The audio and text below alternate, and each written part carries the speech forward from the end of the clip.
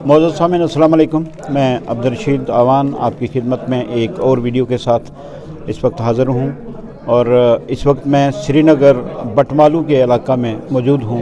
यहाँ मेरी मुलाकात एक ऐसी शख्सियत से हुई जो दवाई की एजेंसी जिनके पास है, मुख्तलिफ़ किस्म की दवाइयाँ, मुख्तलिफ़ कंपनियों की दवाइयाँ वो लाते हैं और आवामी खिदमत के लिए यहाँ सप्लाई करते हैं।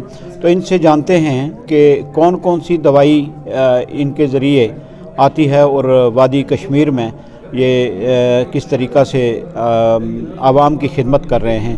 जनाब शफ़ात अहमद फ़ारूकी साहब आज मेरे मेहमान हैं। जनाब शफ़ात साहब, आपने वक्त दिया, आपका बहुत बहुत शुक्रिया। तो जनाब, क्या सिलसिला है ये? आप दवाई की सप्लाई का काम करते हैं, तो किन किन कंपनियों के साथ आप डील करते हैं और यहाँ वादी में किस तरह से खिदमत खलक कर रहे हैं? अस्सलाम वालेकुम वरहमतुल्लाहि वबरकातुहू। अल्लाह ताला का शुक्र है, मैं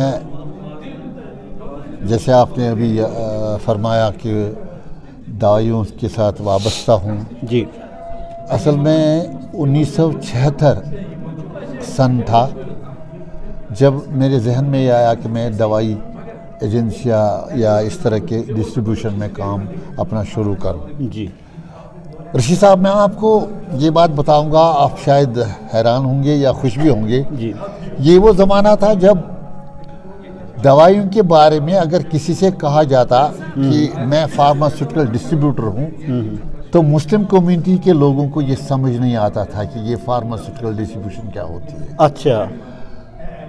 तो मेरे रिश्तेदार, जब मैंने अपनी तालीम मुकम्मल करने के बाद ये काम शुरू किया, मुझसे पूछने लगे, आपने अब क्या काम शुरू किया? अच्छा।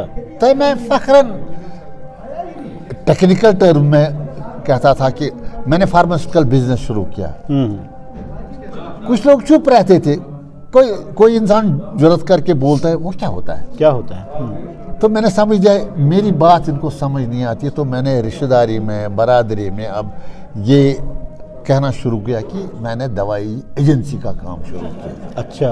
क्योंकि pharmaceutical distribution specially in Muslim community, मुझे एतराफ़ करना चाहिए, उस वक्त यहाँ वादी कश्मीर में बिलखुसूस गैर मुस्लिमों के हाथ में था। जी, मुश्किल से एक या दो, मैं तो कहूँगा कि मैं मुस्लिमों में शायद नंबर 3 पर आता हूँ। जी जी, उस वक्त। अच्छा। हाँ, यहाँ के एल्डर पहले तो बाहर के लोग थे, उसके बाद जब जो भी थे तो कश्मीरी पंडित इस प्रोफेशन में अच्छी खासी महारत भी रखते थे। हाँ, उसकी वजह और वाइट कॉलर्ड बिजनेस इसको सब जाता। उसकी वजह है कि वो लोग काफ़ी तालीम याफ्ता थे। हाँ, पढ़े लिखे थे। और वो मुझे इसमें कोई आर या ये नहीं आएगा कि ये अगर मैंने ये काम किया भी तो उसमें अल्लाह के फजल के बाद उन्हीं पंडित बरादरी का एक रोल है। जी हाँ। अच्छा।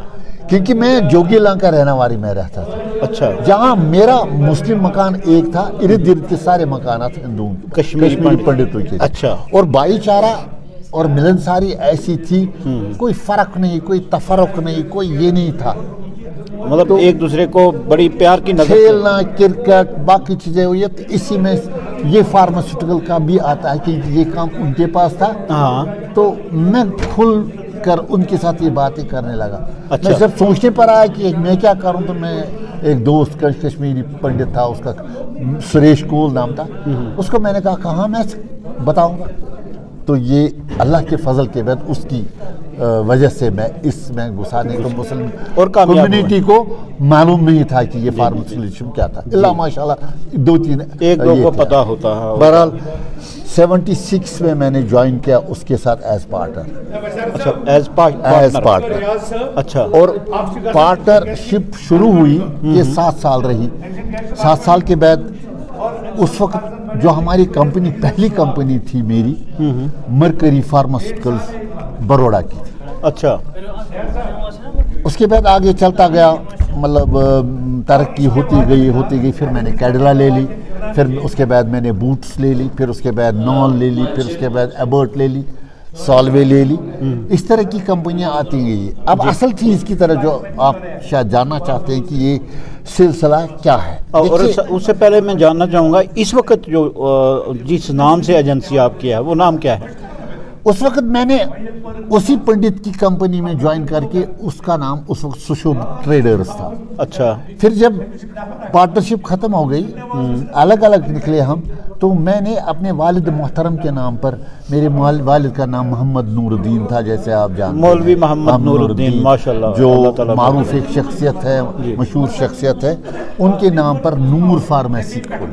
अच्छा, अभी ये नूर फार्मेसी ये का नाम इस वक्त, उसके बाद 1980 से लेकर आज तक ये नूर फार्मेसी के नाम से ये फर्म हमारी चल रही है। और इस वक्त कौन कौन सी कंपनियां आप डील करते हैं? इस वक्त आज के दिन में मेरे पास हैं कैडिला की, एक कैडिला फार्मास्यूटिकल की तकरीबन 12 डिवीजन है, वो हैं। अच्छा। दूसरा है जाइडस कैडिला कंपनी, उसके तकरीबन 30 डिवीजन है, वो हैं। उसके बाद इसमें बड़ी कोशिशें हैं गवर्नमेंट करती है, इंस्पेक्टर्स, ड्रग इंस्पेक्टर्स यहाँ घूमते हैं। ये आजकल ड्रग एडिक्शन जो हुई है, इसके लिए हाँ यहाँ बहुत ही, मैंने जम्मू में भी देखा, यहाँ भी देखा, प्रेस्क्रिप्शन के बगैर वो कुछ जैसे स्लीपिंग ड्रग्स टैबलेट्स हैं, वो है ये बाज़ार में पहले जिस तरह से थी, अल्हम्दुलिल्लाह उसमें आज फ़र्क आया है। शिफायत साहब, यहाँ ज़िमनन एक बात मैं कहूँगा, जैसे गवर्नमेंट की तरफ से कोशिश होती है कि जो फेक दवाइयाँ हैं, जाली दवाइयाँ या जो बेकार किस्म की दवाइयाँ हैं, उसकी फैक्ट्री को बंद करें, उनको लाइसेंस ना दें। तो मगर होता ही है, जैसे कभी कभी आप देखते हैं कि वो महकमे वाले आके छापे मारते हैं, दुकानदारों से पॉलीथीन बैग्स छीनते हैं कि जी ये इस पे पाबंदी है, ये आप क्यों कर रहे हो, वो कर रहे हो। ताज्जुब की बात यह है कि जिस चीज़ पे पाबंदी लगानी है उसकी फैक्ट्री पे पाबंदी लगानी चाहिए, है ना? आप फैक्ट्री से बनवा रहे हैं, हाँ, लेकिन उधर से आप बनवा रहे हो तो इधर दुकानदारों को लास्ट पॉइंट पर जो सेल करता है उसको पकड़ते हैं, उसको परेशान कर रहे हो। मतलब उल्टा सा एक वो तरीका है। मैं ये गुजारिश करूंगा कि यहाँ जो जिम्मेदार लोग हैं हुकूमती सतह पे, उनको सोचना चाहिए कि जो जाली दवाइयाँ बना रहे हैं, जाली चीज़ें, गलत चीज़ें बना रहे हैं, उन फैक्ट्रियों की तरफ क्यों नहीं रुख करते आप? बिल्कुल, है ना? बिल्कुल। वो आके आप सिर्फ जो रिटेलर है उस पे फाइन कर रहे हो, बिल्कुल फाइन करते हो।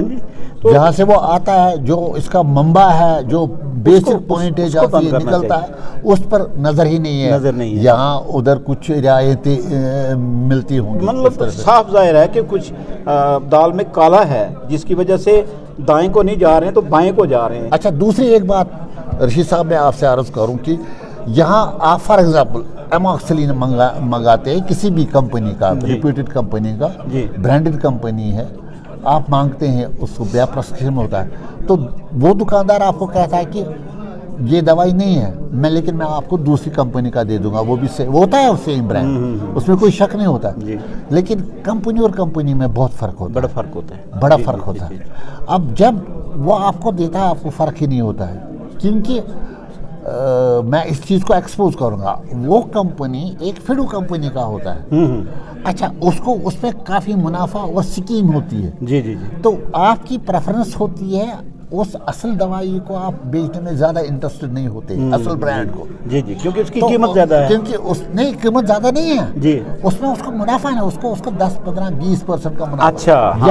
यहाँ उसको एक के साथ एक फ्री है, जी, 10 डब्बों के साथ 2 डब्बे फ्री है। तो ये उसको नहीं मानना चाहिए, उसको बोलना चाहिए नहीं जी, या तो हमें या तो पता होना है। जैसे मैं अगर आ जाऊँगा तो मैं कहूँगा कि फाइजर का नहीं है तो मुझे ग्लेक्सो का दे दो, या इस तरह की जो रिप्यूटेड कंपनियां हैं उनका। लेकिन आम हालत में ये पेशेंट को, आम आदमी को पता नहीं है। तो वो क्या करता है, वो उसको किसी जलंधर वाली, किसी दिल्ली वाली किसी कंपनी का एम्पिसिलिन देता है, और बता देंगे ये वही है जी, इसका आप देख लो, देखिए ये 60 है, ये सेम है। तो ये इन चीज़ों का इसमें बड़ा। शिवाद साहब, आपने वक्त दिया, आपका बहुत बहुत शुक्रिया। और आपकी बातचीत से मुझे 2 मैसेज मिले, और मैं अपने नाजरीन से ये गुजारिश करूँगा कि इन 2 मैसेजेस के ऊपर बहुत गहराई से ध्यान देने की ज़रूरत है। एक तो शुरू में इन्होंने जब बताया कि जब इन्होंने बिज़नेस शुरू किया तो ये कश्मीरी पंडितों के महल्ले में रहा करते थे। वो भाईचारा, वो हमदर्दी, वो अखुवत